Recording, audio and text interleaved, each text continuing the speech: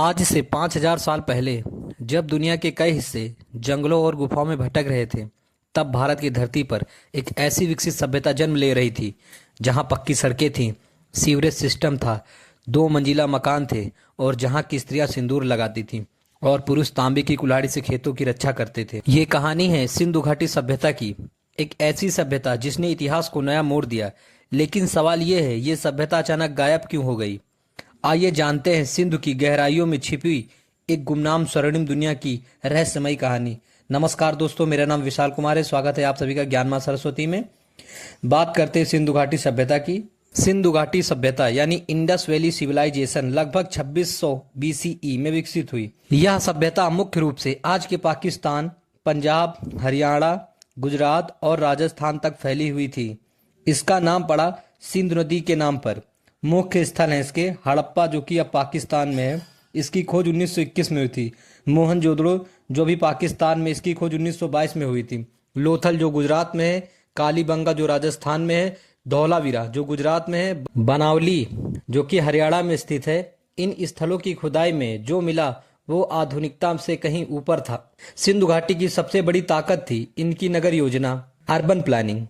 चौड़ी सीधी सड़कों से बना ग्रिड पैटर्न, हर घर में नालियां और नहाने की जगह, ईंटें मानकीकृत, 2 मंजिला मकान, कुएं, भंडारण गृह, मोहनजोदड़ो का ग्रेट बाथ, पहला सार्वजनिक स्नान घर। ये सब देखकर लगता है जैसे आज से हजारों साल पहले ही आधुनिक नगर नियोजन यानी टाउन प्लानिंग का जन्म हो चुका था।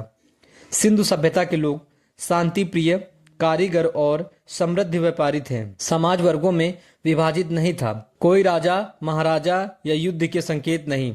शिल्पकला, मोहरे, मूर्तियां, खिलौने, चूड़ियां, आभूषण, खेती, गेहूं, जौ, कपास, सिंचाई के लिए सिंधु की सहायक नदियां। व्यापार की बात करें, मेसोपोटामिया, आज का इराक से समुद्री व्यापार, लोथल में बंदरगाह, धार्मिक संकेत, मातृ देवी की मूर्तियां, शिवनुमा, पशुपति मोहर, पीपल का पेड़ और जानवरों की पूजा।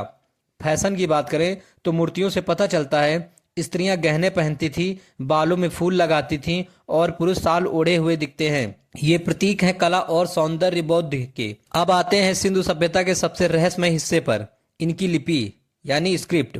सिंधु लिपि को आज तक कोई पूरी तरह नहीं पढ़ सका है। यह चित्रात्मक यानी पिक्टोग्राफिक है, जैसे मछली, मानव आकृति, त्रिकोण आदि। मापन और गणित की बात करें, 1.32 इंच की मानकीकृत इकाई, समकोण, पाइथागोरस जैसी तकनीकें, पत्थर के बने तराजू और बांट। विज्ञान की समझ इतनी उन्नत थी कि उन्होंने पानी की निकासी, अग्निरोधक ईंटें और शुद्ध पेयजल जैसी बातें उस युग में जान ली थी।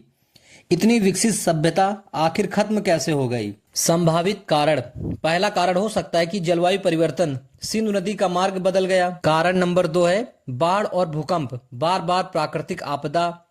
कारण नंबर 3 सरस्वती नदी का लुप्त होना। कारण नंबर 4 आर्यों का आगमन, कुछ इतिहासकार इसे इन्वेजन कहते हैं। कारण नंबर 5 आंतरिक गिरावट यानी कृषि में गिरावट, व्यापार ठप, लेकिन कोई युद्ध या हिंसा के निशान नहीं। यह और भी रहस्यमयी बनाता है। सिंधु सभ्यता ऐसे ही अचानक इतिहास के पन्नों से लुप्त हो गई। सिंधु सभ्यता भारत की ही नहीं, विश्व की भी प्राचीनतम सभ्यताओं में एक थी। समकालीन सभ्यताएं, मेसोपोटामिया, मिस्र, चीन की ह्वांग हो सभ्यता, लेकिन सिंधु की विशेषता थी उसकी शांति, नागरिक व्यवस्था और समता पर आधारित समाज। आज भी भारतीय संस्कृति की जड़ें, कपास की खेती, गहनों का डिजाइन, स्नान की आदत, पीपल की पूजा, सभी कहीं न कहीं सिंधु घाटी से जुड़ी हैं। हजारों साल पहले हमारे पूर्वजों ने एक ऐसी सभ्यता बनाई जिस पर हम आज भी गर्व कर सकते हैं। एक सभ्यता जिसने विकास को नापने का मापदंड ही बदल दिया। लेकिन सबसे बड़ा सवाल अभी भी बाकी है, क्या हम कभी सिंधु लिपि को पढ़ पाएंगे? हमें उनकी अंदरूनी जीवन की और भी कहानियां मिलेंगी, या ये सभ्यता हमेशा के लिए रहस्य बनी रहेगी? जो भी हो, एक बात तो तय है, सिंधु घाटी सभ्यता हमारी पहचान है, हमारी प्रेरणा है, हमारी जिम्मेदारी भी। अगर आपको हमारी सभ्यता की ये रोमांचक कहानी पसंद आई हो तो इस वीडियो को लाइक करें, अपने दोस्तों के साथ शेयर करें और चैनल ज्ञान मां सरस्वती को सब्सक्राइब करना ना भूलें।